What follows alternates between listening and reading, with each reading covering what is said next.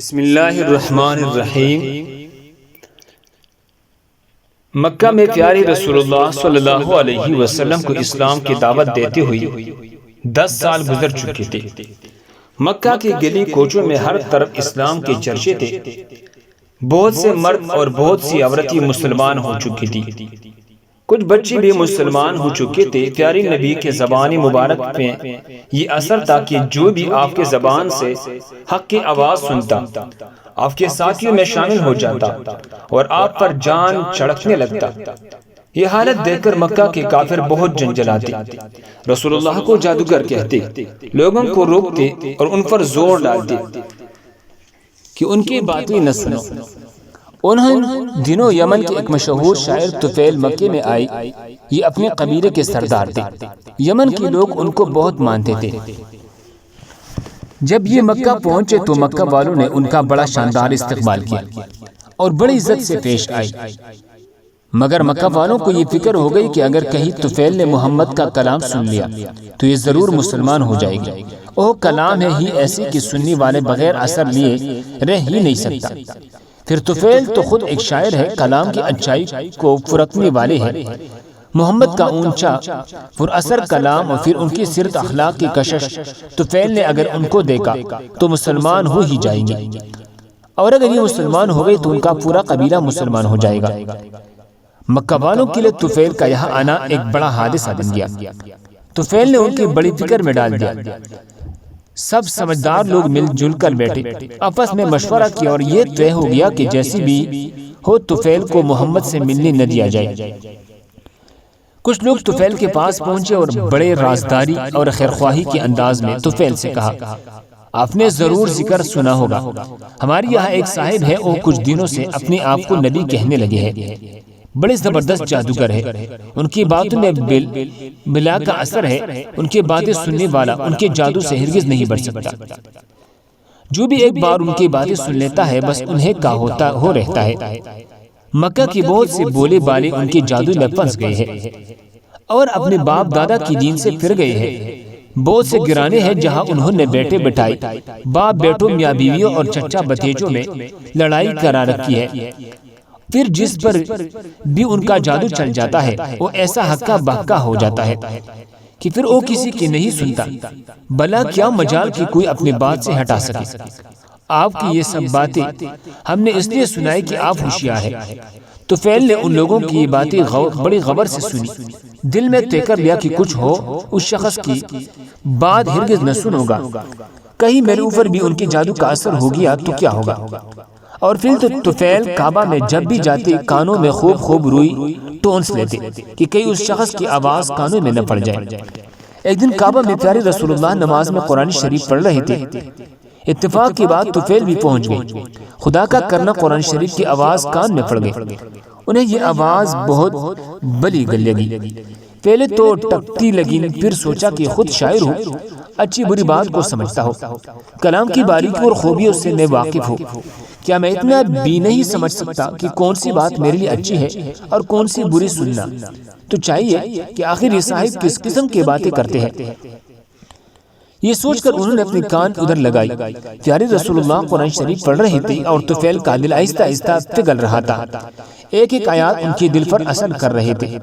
رسول اللہ نے نماز ختم کی اور گھر جانے لگے۔ طفیل بھی پیچھے پیچھے ہولے۔ رسول اللہ جب اپنے دروازے پر پہنچے تو ایک آواز آئی، حضرت مجھے بھی اندر چلنے کی اجازت دیجیے۔ پیارے نبی نے مڑ کر دیکھا کہ یمن کے معزز سردار طفیل آپ سے اندر چلنے کی اجازت مانگ رہے ہیں۔ رسول اللہ بڑی عزت سے انہیں گھر کے اندر لے گئے، اپنے پاس بٹھائے اور آنے کی وجہ پوچھی۔ طفیل نے اپنی پوری اب بیتی سنائی۔ پیارے نبی نے بڑی دلچسپی سے طفیل کی اب بیتی سنی۔ پھر طفیل نے کہا، حضور مجھے اپنی کچھ باتیں سنائی۔ رسول اللہ نے قرآن کی چند اثر بری آیاتیں پڑھ کر سنائی۔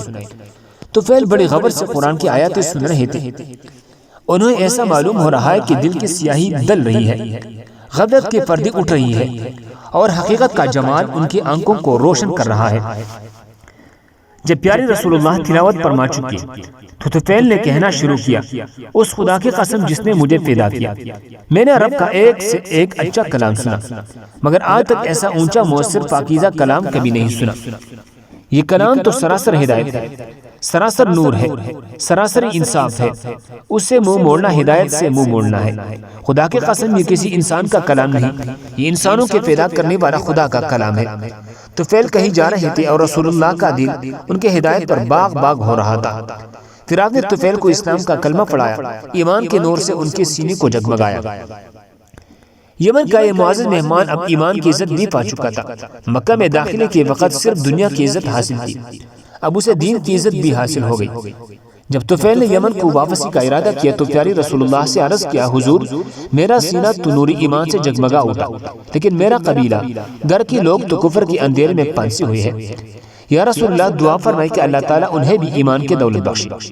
پیارے رسول اللہ نے دونوں ہاتھوں دعا کے لیے اٹھائی، اے اللہ تو طفیل کو اسلام کا نشان بنا دے کہ اس سے لوگ اسلام کی راہ پائے۔ طفیل ایمان کے تڑپ لے کر گھر پہنچے، بوڑھے والد سے ملاقات ہوئی۔ طفیل بولے، ابا میں کفر کے اندھیروں سے ایمان کی روشنی میں آ گیا ہوں، اب میرا آپ کا کوئی رشتہ نہیں، میں مکہ کے سچے رسول پر ایمان لے آیا ہوں، اب میرا رشتہ صرف اسی شخص سے ہے جو اس رسول کا کلمہ پڑھے، اسلام کو اپنا دین مانے۔ طفیل کی دل سے نکلی ہوئی باتیں سن کر والد سوچ میں پڑ گئے، اچھا ایمان میں یہ قوت ہے، اس سے باپ بیٹے کا رشتہ بھی ختم ہو سکتا ہے، کیا ایمان کا رشتہ باپ بیٹے کے رشتے سے بھی زیادہ ہے؟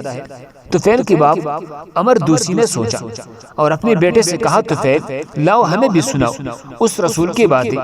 طفیل نے سمجھا کر باپ کو اسلام کا پیغام سنایا۔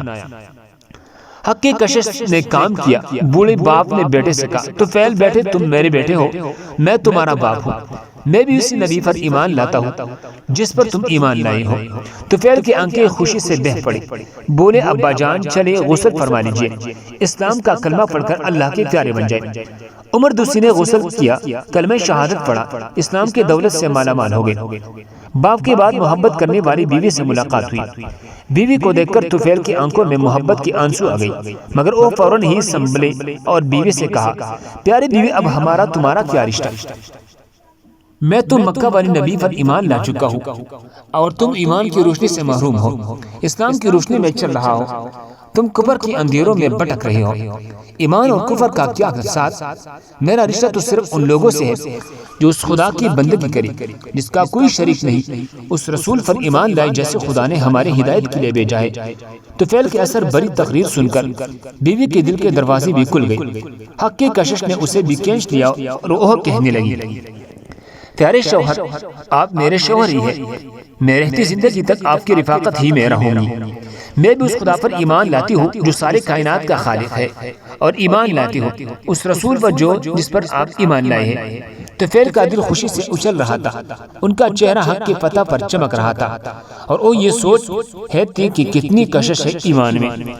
اللہ ہم سب کو اس پر عمل کرنے کی توفیق عطا فرمائے، دوسرے مسلمانوں کے فائدے کے لیے آگے ضرور شیئر کریں۔ مزید خوبصورت واقعات کے لیے ہمارے چینل کو سبسکرائب کریں۔ جزاکم اللہ خیر۔